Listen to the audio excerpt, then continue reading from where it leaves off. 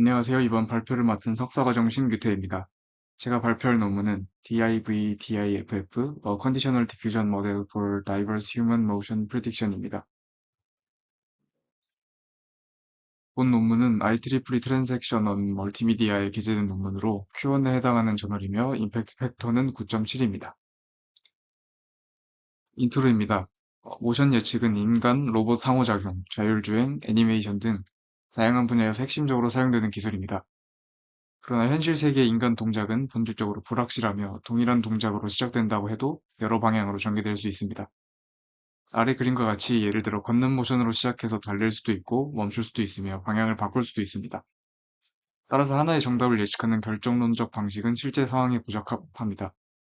따라서 본 논문은 이런 상황을 반영하여 다양하고 현실적인 동작 예측을 목표로 합니다. 기존 접근 방식은 다양성과 현실성 모두에서 한계를 보였습니다. 먼저 결정론적 모델은 한 가지 결과만 생성하여 현실의 불확실성을 반영하지 못합니다. VA 기반 모델은 일부 메이저한 모션만 잘 커버하고 마이너한 동작은 거의 생성되지 않습니다. 걔는 학습 불안정성으로 인해 예측 품질을 보장하기 어렵다는 단점이 있습니다. 최근에 활발히 사용되는 생성형 모델인 DPM은 다양성에 대해서는 장점을 가지지만 정확도와 트레이드오프 문제가 발생합니다.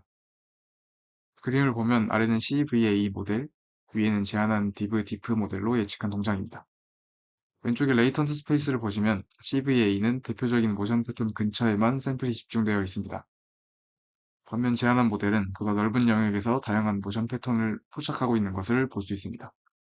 이는 모델이 희귀한 동작까지 포함해 더 다양한 예측을 가능하게 한다는 점을 시사합니다. 모델의 전반적인 아키텍처입니다. 모델은 조건부 DDPM 구조를 기반으로 설계된 3D 인간 동작 예측 모델로 기본 아이디어는 관측된 과거 동작 시퀀스를 입력으로 받아 그럴듯하면서도 다양한 예측 동작을 생성하는 것입니다. 전체 흐름을 보면 먼저 관측된 시퀀스는 DCT와 트랜스포머를 거쳐 스페셜 템포럴 스테이트 임베딩으로 변환됩니다. 이 임베딩은 DDPM의 리버스 프로세스, 즉 노이즈를 제거하여 실제 동작을 복원하는 과정에서 조건 정보로 사용됩니다. DDPM의 리버스 프로세스는 기본적으로 반복적인 노이즈 제거를 통해 샘플을 복원하는 구조입니다. 하지만 이는 잡음이 커질수록 현실성이 떨어지고 디노이징 단계가 너무 많아지면 다양성이 떨어지는 문제가 있습니다. 이를 해결하기 위해 모델은 리버스 과정 후반부에서 DRSF라는 별도의 샘플링 함수를 도입합니다. DRSF는 인간 골격 정보를 학습한 GCN 구조를 기반으로 하며 단순히 무작위 노이즈가 아닌 구조적인 노이즈를 생성함으로써 결과의 다양성과 정확도를 동시에 향상시킵니다. 이런 구조를 통해 모델은 기존 DDPM 기반 인간 동작 예측 모델 대비 적은 디노이징 스텝 수로도 더 나은 품질과 다양성을 동시에 확보할 수 있습니다. 모델은 입력 시퀀스를 처리할 때 시간적 정보와 공간적 정보를 모두 고려하기 위해 DCT와 트랜스포머를 결합합니다. 먼저 디스크리트 코사인 트랜스폼, 줄여서 DCT는 각 관절의 동작을 타임 도메인에서 주파수 도메인으로 변환합니다. 이 과정을 통해 동작의 주기성, 변속성을 효과적으로 포착하며 결과적으로 더 자연스러운 동작을 예측할 수 있도록 합니다.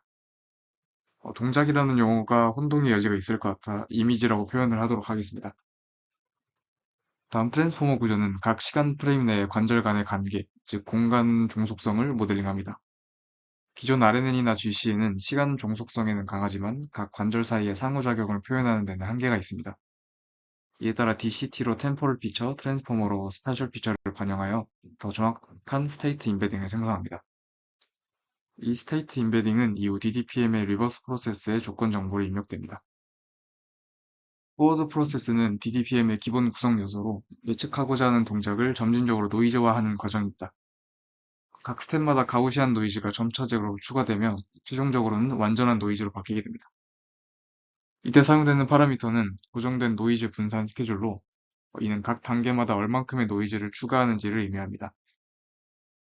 이 과정은 학습 전에 진행되는 사전 과정으로 리버스 과정에서 이전 단계로 돌아가는 과정, 즉 노이즈 제거를 학습하게 됩니다.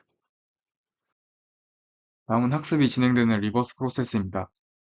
모델의 가장 큰 특징 중 하나는 조건부 DDPM 구조로 동작한다는 점입니다. 디노이징은 기본적으로 완전한 노이즈에서 시작해 점진적으로 노이즈를 제거하여 현실적인 이미지나 신호로 보관하는 과정입니다. 그러나 본 모델은 이 과정에서 스테이트 임베딩을 조건으로 활용하여 각 단계마다 복원 방향을 정확하게 유도합니다. 좀 더 풀어서 설명드리자면 단순히 노이즈를 제거하는 방식으로 복원하는 것이 아니라 이전 이미지에서 추출한 정보를 바탕으로 미래의 이미지를 예측하는 것입니다. 이를 위해 각 단계에서는 DTPM의 예측 함수를 사용하여 해당 스텝에서 제거해야 할 노이즈를 예측합니다. 이 컨디셔널 리버스 프로세스는 기본적으로 확률적 샘플링 구조를 따르지만 조건 정보가 추가되면서 다양성과 정확성 모두를 향상시킬 수 있습니다. 또 하나의 핵심 구성 요소 중 하나인 DRSF입니다.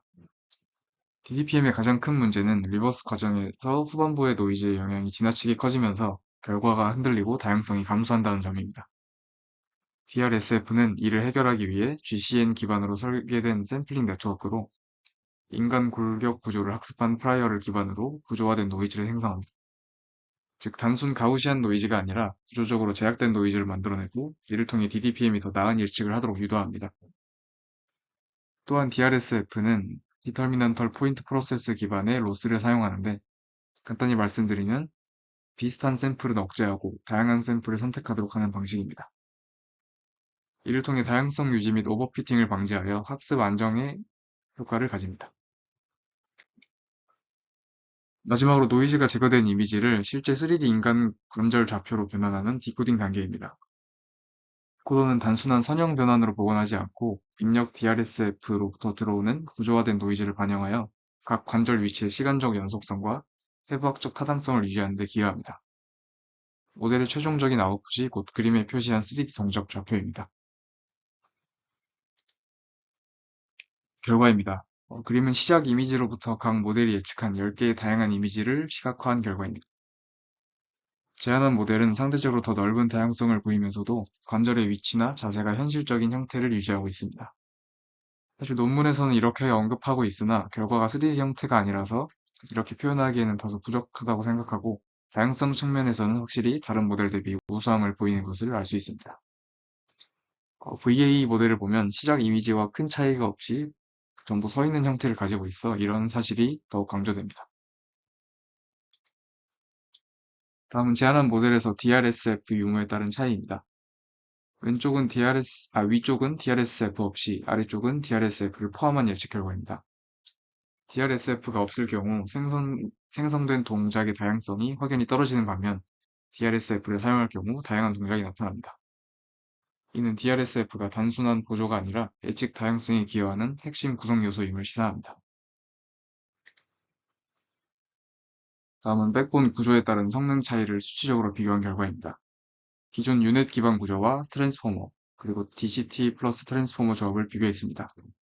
실험 결과 제안한 DCT 플러스 트랜스포머 조합은 정확도 지표인 ADE, FDE에서 뚜렷한 향상을 보였으며 다양성 지표인 APD에서도 손실 없이 유지되는 것을 확인할 수 있습니다. 이는 DCT가 템포럴 피처, 트랜스포머가 스파셜 피처를 잘 포착하여 성능이 전반적으로 향상된 것을 의미합니다. 디퓨전 스텝 수인 K에 따라 정확도 및 다양성 지표를 시각화한 그래프입니다. 일반적으로 스텝 수가 적을수록 다양성은 증가하지만 정확도는 낮아지는 경향이 있으며 스텝 수가 많아지면 정확도는 높지만 생성된 모션이 평균화되어 다양성이 감소하는 경향을 보입니다. 점선으로 표시한 다양성 지표인 APD를 제외하면 모두 낮은 값일수록 성능이 높음을 의미하여 디퓨전 스텝 수는 나머지 지표가 최소값을 가지는 200으로 설정했다고 합니다. 스텝 수에 따른 결과 차이입니다. 기존 모델에서 스텝 수가 너무 적으면 예측 결과가 비현실적이고 불안정하게 되며 반대로 스텝 수가 너무 많으면 다양성이 감소하는 문제가 발생합니다. 옵티멀한 200스텝을 사용했을 때 다양성과 예측 안정성이 보장되는 것을 알 수 있습니다. 마지막으로 훈련 과정에서 DRSF가 모델 수렴과 안정성에 어떤 영향을 미쳤는지를 보여주는 그래프입니다. 파란색은 DRSF 없이 학습한 경우이고 초록색은 DRSF를 포함한 경우입니다. DRSF가 있을 경우 훈련 수렴 속도가 더 빠르고 발리데이션 성능도 더 안정적인 결과를 통해 DRSF가 생성 과정뿐 아니라 학습 전체의 안정성과 효율성에도 긍정적인 영향을 준다는 것을 의미합니다. 인트로에서 말한 대로 로봇 등의 동작을 모델링하기 위해서는 동작 예측뿐 아니라 시작 동작으로부터 요구한 동작으로 제대로 진행되는지를 확인할 수 있어야 될 것 같은데 단순히 시작 동작을 기반으로 예측 결과만 보여준 것이 아쉬웠습니다. 각 동작마다 레이턴트 스페이스가 있을 테니까 초기 동작을 기반으로 해당 스페이스에서 샘플링했을 때도 자연스러운 동작 변화가 나타나는 것을 보여줬다면 연구 목적에 더 힘이 실릴 수 있지 않았을까 하는 생각이 들었습니다. 또한 단순히 이미지 하나를 생성하려는 게 아닌 시퀀스를 보려는 모델이니까 유니티 같은 프로그램으로 실제 사람 형태 오브젝트에 아웃풋인 3D 좌표를 대입해서 물리적으로 가능한 동작이 생성되는지 확인할 수 있도록 한 동영상 같은 것도 있으면 결과가 더 풍부했을 것 같습니다. 그리고 마지막으로 생성된 동작의 실현 가능성을 나타내는 지표가 없어서 아쉬웠습니다. 만약에 왼쪽 팔을 나타내는 선과 오른쪽 팔을 나타내는 선이 교점을 가진다면 한쪽 팔이 관통돼야 되는, 그러니까 결국 불가능한 동작이 생성된 것이기 때문에 교차점을 가지는 선이 한 쌍이라도 있으면 생성이 잘못된 것으로 판단하는 등의 지표가 있으면 결과의 신뢰성이 더 확보되지 않았을까 하는 아쉬움이 있었습니다. 지금까지 발표 들어주셔서 감사합니다.